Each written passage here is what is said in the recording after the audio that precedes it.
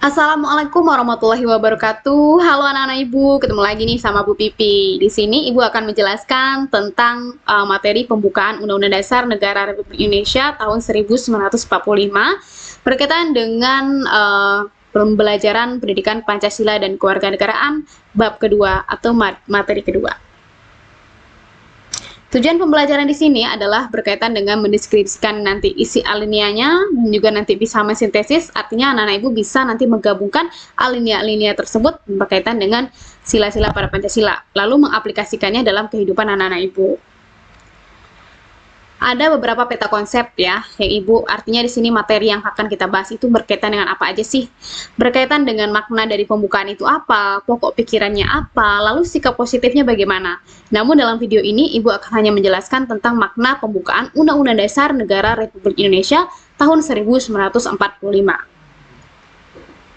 Nah, di sini Piagam Jakarta. Pasti nggak asing lagi sama anak-anak Ibu ya. Tadi Ibu sudah bilang, sebelum kita bahas pembukaan lebih lanjut, sebenarnya pembukaan itu diawali dengan adanya bentukan mukadimah dari Piagam Jakarta sendiri ya, Deklarasi Kemerdekaan yang diubah sebelum kita merdeka. Jadi, kalau kita baca lagi, ini mirip sekali dengan pembukaan kita yang saat ini.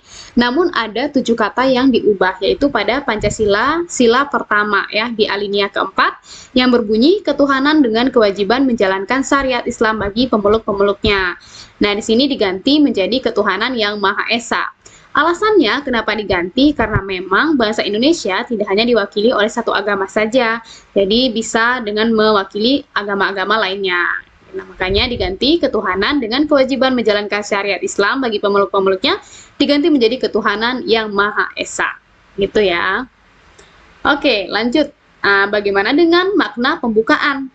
Nah, ketika diganti menjadi ketuhanan yang Maha Esa, maka dia masuk ke dalam pembukaan dalam Undang-Undang Dasar Negara Republik Indonesia tahun 1945 sebagai deklarasi kemerdekaan bahwa kita memang merdeka. Secara pokok-pokok pikiran kemerdekaannya ada di dalam alinea-alinea tersebut.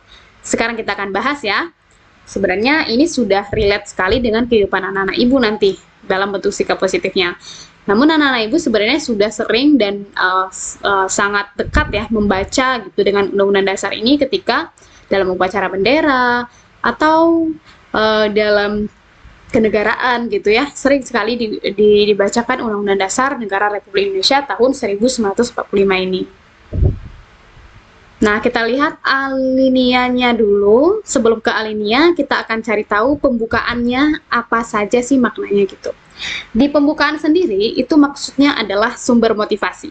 Jadi, pembukaan yang kita lihat tadi ada 4 alinea, itu adalah sumber motivasi, inspirasi, bagaimana cita-cita hukum dan moral yang akan ditegakkan di Indonesia. Nah, alinea pertama itu menjelaskan tentang kemerdekaan ini adalah hak segala bangsa dan bukan hak perorangan ataupun individu. Jadi, dikatakan di sini bahwa setiap orang itu berhak ya dalam kemerdekaan Indonesia karena dia adalah warga negara Indonesia. Jadi, artinya bukan hak perorangan ataupun hak individu. Nah, yang kedua, alinea kedua ini menjabarkan lebih kepada penilaian para pendiri bangsa kita. Di sampingnya sudah ada Bapak Soekarno dan Bapak Muhammad Hatta yang menjelaskan bahwa alinea kedua ini adalah Indonesia, negara yang bebas dari kekuasaan bangsa lain. Artinya kita tidak dijajah oleh bangsa lain sendiri ya. Atau bangsa lain dari negara lain kita tidak dijajah. Jadi kita adalah negara yang bebas dari kekuasaan bangsa lain.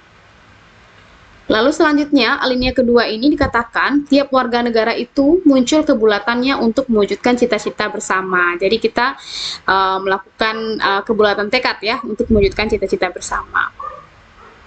Alinea kedua, negara yang berdaulat menentukan tujuan dan nasibnya sendiri. Jadi di sini artinya di alinea kedua ini menjelaskan kalau misalkan tujuan dan nasib kita sendiri itu ditentukan oleh bangsa kita sendiri, bukan orang lain. Nah, alinea kedua juga menjelaskan tentang Indonesia yang adil. Indonesia yang adil ini apa? Indonesia yang bagaimana bisa memberikan hak dan kewajibannya itu setara kepada setiap warga negaranya. Baik itu dimanapun berada ya, mau di bagian timur atau di bagian barat, Indonesia bagian tengah, semuanya mendapat kesempatan yang sama.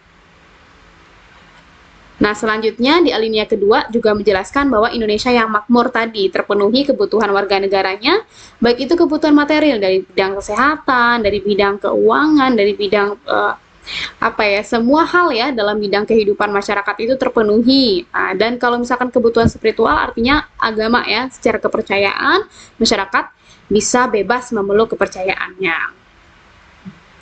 Di alinea ketiga, kita lihat di sana menjelaskan tentang proklamasi dan pembukaan, yang merupakan satu kesatuan yang nggak boleh dipisahkan. Jadi proklamasi dan pembukaan ini adalah satu kesatuan yang saling menyatu gitu ya.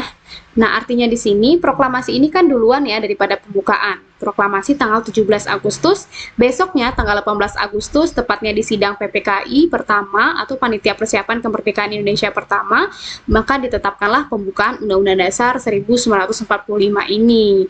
Nah, disinilah jadinya merupakan satu kesatuan yang nggak bisa dipisahkan, karena proklamasi itu menyatakan kemerdekaan, pembukaan juga menyatakan kemerdekaan yang lebih terperinci.